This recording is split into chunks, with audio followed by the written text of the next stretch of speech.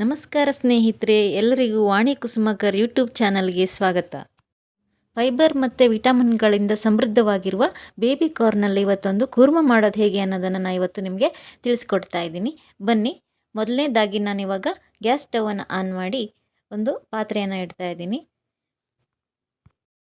ಪಾತ್ರೆ ಬಿಸಿ ಆದ ನಂತರ ಸ್ವಲ್ಪ ಎಣ್ಣೆ ಹಾಕಿ ಅದಕ್ಕೆ ಏಲಕ್ಕಿ, ಚಕ್ಕೆ, ಆಮೇಲೆ ಸೋಂಪುಗಳನ್ನು ಹಾಕ್ತಾಯಿದ್ದೀನಿ. ಲವಂಗ, ಒಂದು ಅನಾನಸ್ ಹೂವನ್ನು ಹಾಕ್ತಾಯಿದ್ದೀನಿ. ಜಾಸ್ತಿ ಬೇಕು ಅಂದವರು ಗರಂ ಮಸಾಲಾನ ಜಾಸ್ತಿಯಾಗಿ ಹಾಕ್ಕೋಬೋದು. ನಾನಂತರ ಇಲ್ಲಿ ಹೆಚ್ಕೊಂಡಿರೋಂಥ ಬೆಳ್ಳುಳ್ಳಿ, ಶುಂಠಿ, ಆಮೇಲೆ 2 ಹಸಿಮೆಣಸು, ಒಂದು ಈರುಳ್ಳಿ ಮತ್ತು ಟೊಮೆಟೊನ ಹಾಕಿ ಫ್ರೈ ಮಾಡ್ಕೊತಾ ಇದ್ದೀನಿ.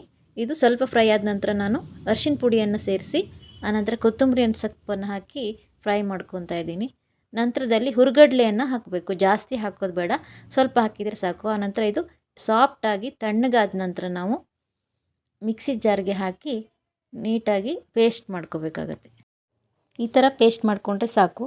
ನಂತರ ನಾನು ಸ್ಟವ್ ಮೇಲೆ ಒಂದು ಕುಕ್ಕರನ್ನು ಇಡ್ತಾಯಿದ್ದೀನಿ. ಲೋ ಫ್ಲೇಮಲ್ಲಿ ಇಟ್ಕೊಂಡು ಇದಕ್ಕೆ ನಾನು ಸ್ವಲ್ಪ ಎಣ್ಣೆಯನ್ನು ಹಾಕ್ತಾಯಿದ್ದೀನಿ. ಎಣ್ಣೆ ಹಾಕಿದ ನಂತರ ನಾವು ಹೆಚ್ಕೊಂಡಿರೋಂತಹ ಬೇಬಿ ಕಾರ್ನ್ ಮತ್ತು ಆಲೂಗಡ್ಡೆಯನ್ನು ಸೇರಿಸ್ತಾ ಇದ್ದೀನಿ. ನಾನು ಇಲ್ಲಿ 100 ಗ್ರಾಮಷ್ಟು ಬೇಬಿ ಕಾರ್ನನ್ನು ತೊಗೊಂಡಿದ್ದೀನಿ, ಹಾಗೆ 50 ಗ್ರಾಮಷ್ಟು ಆಲೂಗಡ್ಡೆಯನ್ನು ತೊಗೊಂಡಿದ್ದೀನಿ. ನಿಮಗೆ ಯಾವ ಶೇಪಲ್ಲಿ ಬೇಕೋ ಆ ಶೇಪಲ್ಲಿ ಕಟ್ ಮಾಡಿಕೊಂಡು ಹಾಕ್ಕೋಬೋದು. ಅದನ್ನ ಸ್ವಲ್ಪ ಉಪ್ಪು ಸೇರಿಸಿ ಅರ್ಧಕ್ಕಷ್ಟು ಬೇಯಿಸ್ಕೋಬೇಕು.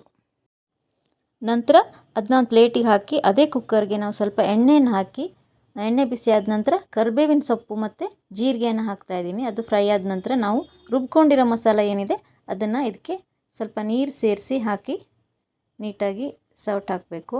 ಆನಂತರ ಇದಕ್ಕೆ ನಾನು ಚಿಕನ್ ಮಸಾಲ ಪೌಡ್ರನ್ನು ಹಾಕ್ತಾಯಿದ್ದೀನಿ. 1/4 ಟೀ ಸ್ಪೂನಷ್ಟು ಗರಂ ಮಸಾಲ, ಅರ್ಧ ಟೀ ಸ್ಪೂನು ಧನಿಯಾ ಪೌಡರು, ಹಾಗೆ ಅರ್ಧ ಟೀ ಸ್ಪೂನಷ್ಟು ಮೆಣಸಿನ ಪುಡಿಯನ್ನು ಹಾಕ್ತಾಯಿದ್ದೀನಿ. ಖಾರ ಜಾಸ್ತಿ ಬೇಕಾದರೆ ಜಾಸ್ತಿ ಹಾಕ್ಕೋಬೋದು. ಉಪ್ಪನ್ನು ಸೇರಿಸ್ತಾ ಇದ್ದೀನಿ. ಆನಂತರ ಅದು ಬೇಯಿಸ್ಕೊಂಡಿರೋಂತಹ ಬೇಬಿ ಕಾರ್ನ್ ಏನಿದೆ ಅದನ್ನು ನಾವು ಈ ಮಸಾಲೆಗೆ ಹಾಕ್ಕೊಂಡು ಒಂದು ಸರಿ ತಿರ್ಸ್ಕೋಬೇಕು. ನಂತರ ಲಾಸ್ಟಲ್ಲಿ ನಾನು ಕಸೂರಿ ಮೇಥಿಯನ್ನು ಸ್ವಲ್ಪ ಉಜ್ಜಿಬಿಟ್ಟು ಇದಕ್ಕೆ ಹಾಕ್ತಾಯಿದ್ದೀನಿ. ನಂತರ ಲಿಡ್ಡನ್ನು ಕ್ಲೋಸ್ ಮಾಡಿ ನಾನು ಸ್ಟವನ್ನು ಮೀಡಿಯಮ್ ಫ್ಲೇಮಲ್ಲಿ ಇಟ್ಟು 2 ವಿಷಲನ್ನು ಕೂಗಿಸ್ಕೊತಾ ಇದ್ದೀನಿ. ಕುಕ್ಕರ್ ತಣ್ಣಗಾದ ನಂತರ ಲಿಡ್ಡನ್ನು ಓಪನ್ ಮಾಡ್ತಾಯಿದ್ದೀನಿ.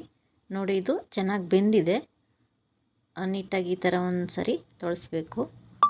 ಆನಂತರ ಇದು ರೆಡಿ ಇದೆ. ಇವಾಗ ಇದನ್ನು ಬೇರೆ ಪಾತ್ರೆಗೆ ಹಾಕಿ ಕೊತ್ತಂಬರಿ ಸೊಪ್ಪನ್ನು ಮೇಲೆ ಉದುರಿಸಿದರೆ ಕೂರ್ಮ ರೆಡಿ ಆಗುತ್ತೆ. ಇದು ಅನ್ನ ಮತ್ತು ಚಪಾತಿ ಜೊತೆ ತಿನ್ನೋದಕ್ಕೆ ಚೆನ್ನಾಗಿರುತ್ತೆ. ನೀವು ಮನೆಯಲ್ಲಿ ಟ್ರೈ ಮಾಡಿ ಹೇಗಾಗಿದೆ ಅಂತ ನನಗೆ ಕಮೆಂಟಲ್ಲಿ ತಿಳಿಸಿ. ಈ ವಿಡಿಯೋ ನಿಮಗೆ ಇಷ್ಟ ಆಗಿದೆ ಲೈಕ್ ಮಾಡಿ, ಹಾಗೆ ನಿಮಗೆ ಗೊತ್ತಿರೋಂಥವರಿಗೆ ಶೇರ್ ಮಾಡಿ.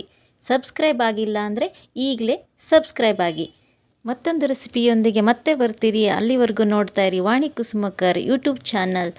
Thank you.